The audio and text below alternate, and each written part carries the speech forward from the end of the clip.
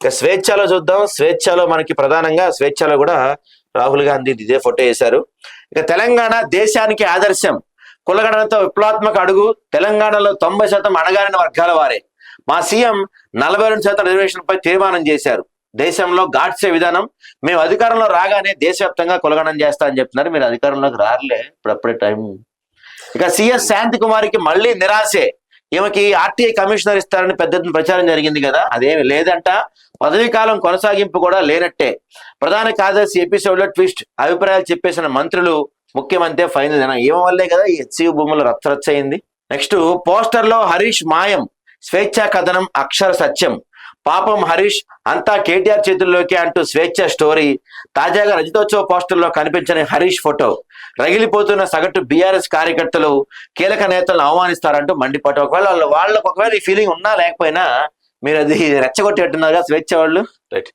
కంచె గచ్చిబౌలి వివాదం క్లైమాక్స్ కు నేడు రాష్ట్రానికి సుప్రీం కమిటీ, సెంట్రల్ యూనివర్సిటీ సభ్యుల పర్యటన. సో ఎడారి బతుకులకు ఊరట, గల్ఫ్ కార్మికుల కష్టాలు తెచ్చిన ప్రభుత్వం త్వరలో వెల్ఫేర్ బోర్డు ఏర్పాటు చేసే చర్యలు అంట. మంచి విషయం అండి, ఇది మాత్రం మీరు ఏర్పాటు చేస్తే చాలా మంచి విషయం.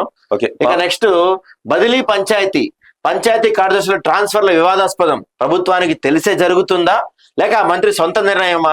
ఉమ్మడి వలంగర్ జిల్లాలో 9 నెలల కిందటే తాజాగా మరోసారి బదిలీలకు రంగం సిద్ధం. స్థానిక ఎమ్మెల్యే సిఫార్సు ఉంటేనే ఉద్యోగం స్థిరం అంట. ఇక నిబంధనలు పాటించని కాలేజీలపై ఎంక్వైరీ, ఏఐసిటిఈ మార్గదర్శకాల అమలుపై ఆరా, వర్సిటీలను ఆదేశించిన ఉన్నత విద్యామండలి. డొనేషన్లు, ఫేక్ అటెండెన్స్ల ఫిర్యాదుల నేపథ్యంలో చేయండి, మంచి విషయమే అండి. జలగండం, వట్టిపోతున్న సాగునీటి ప్రాజెక్టులు, ప్రమాదకర స్థాయిలో నీటి మట్టం, రబీ పంటలకు నీటి ఎత్తడి, కడెం నుంచి ఒకే తడి సాధ్యం. ఆందోళన ఆదిలాబాద్ రైతులు. నిజంగా ఈసారి డెడ్ స్టోరేజ్కి వచ్చేసినాయి ప్రాజెక్టులన్నీ, మరి ఏం చేస్తారో. నాయకులు నయా దందా అంటండి. ప్రభుత్వ భూముల్లో గుడిసెలు, అధికారుల అండదండలతో డోర్ నెంబర్లు, అంతా అయిపోయిందంటూ గుడిసె వాసుల నుంచి 2 లక్షలు వసూలంట. ఓకే. ప్రభాకర్ అరెస్ట్ తప్పదా? ఫోన్ ట్యాపింగ్ కేసులో బిగిస్తున్న ఉచ్చు. పాస్పోర్ట్ రద్దు చేసిన అధికారులు విదేశాల నుంచి రప్పించేందుకు చర్యలు. విచారణకు పిలిచి అరెస్టు చేస్తారా? ముందస్తు బెయిల్ కు Prabhakar petition. Phone tapping case కీలక ఫామ్ హౌస్ లో ముజ్రా పార్టీ, మందు చిందు గంజాయి మత్తు.